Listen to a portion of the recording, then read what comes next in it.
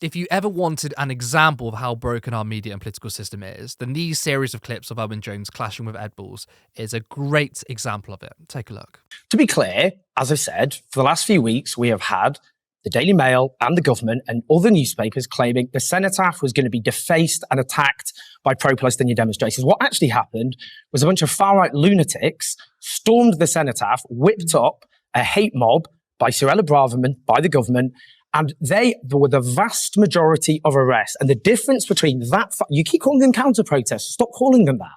They're far-right extremists.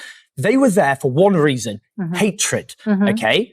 The peace protesters were overwhelmingly there because, funnily enough, most people in this country don't like watching little children having their heads ripped off by missiles. And I am sick to death of a media industry in this country. I know we're supposed to have this chatty format where we're just here to be all pally and talk about the news, but we are now watching I don't know how often you watch this program, but it doesn't generally we're watching one of the great veer away from arguments about very sensitive issues. We are watching not sensible debate, though. Because of our time, and those who are complicit in that massacre, a government which arms and backs Israel. And that's the media. As it is, much of the media is Yes. Much of the media, political establishment. Keir Starmer? Yes. Yes, absolutely. So Keir Starmer is complicit in a massacre. Keir Yes. Starmer. Is it a genocide? Keir Starmer. Yes. Look, I'm asking you. many genocidal experts and scholars have said it is. Many UN officials have said it is. That's not for me Keir to Starmer adjudicate. is complicit in a genocide. No, Yes. I'm trying to put words into my mouth. What Keir Starmer did is went on national radio and said that he said that Israel had the right to cut off water and energy.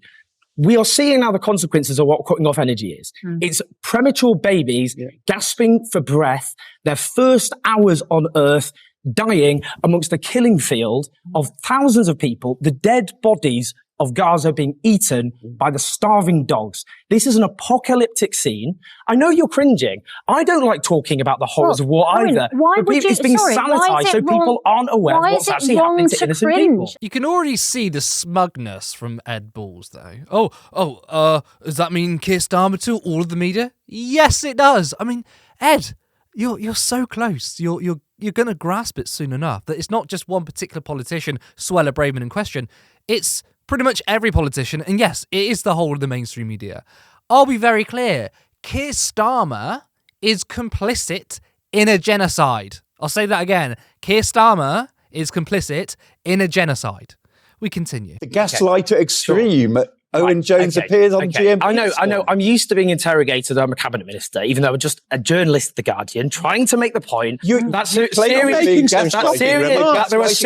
are serious war crimes, collective punishment, as the UN Secretary General has said.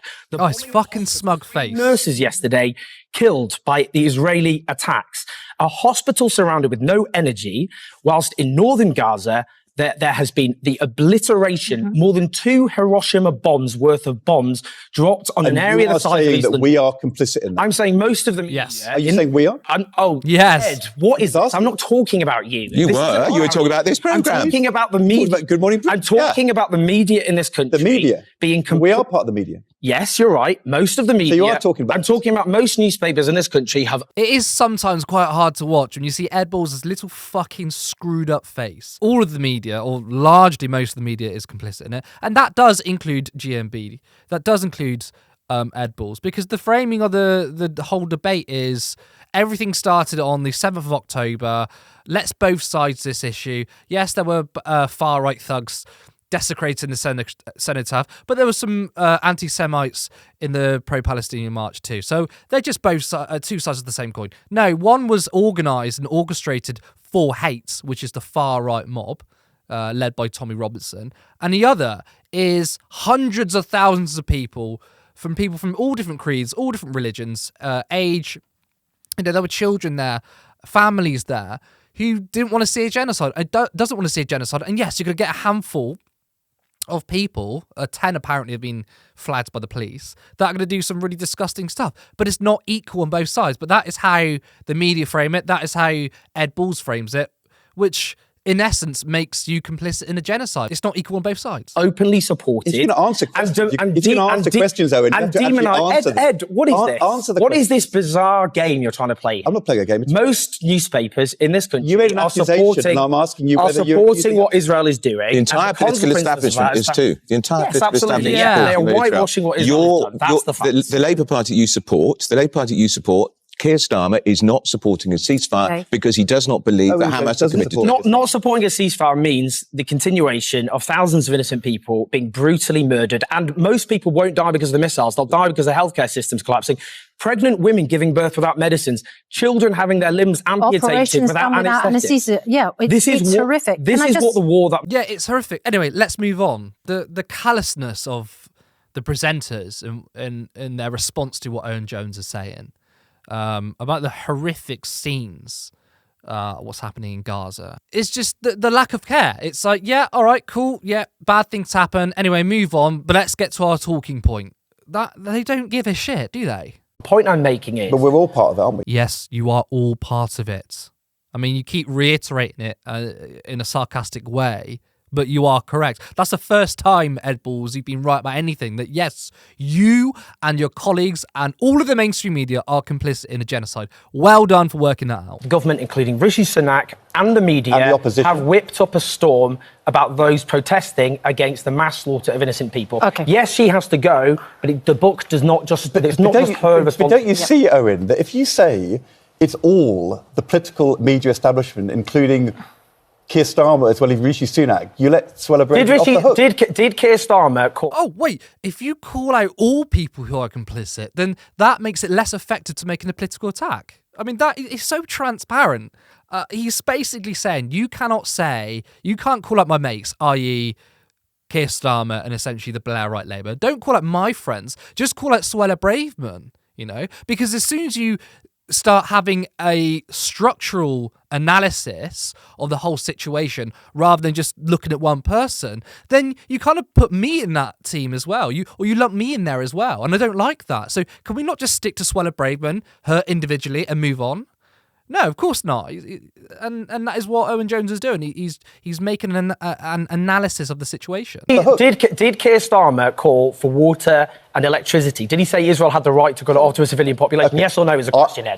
Yes or no? Did he, yes or no, I think he's say Israel had the right to cut off water and electricity? He said Israel has a right to defend itself. Yeah, so she's lying. The question was, does Israel have a right to withdraw water and electricity? And Keir Starmer said Israel has that right. He didn't say Israel has a right to defend themselves. He says Israel has that right. And then he tried backtracking on it. As you know, Owen, I did a podcast 3 weeks ago which called him out and criticised him. I don't listen to you. Ooh, podcast.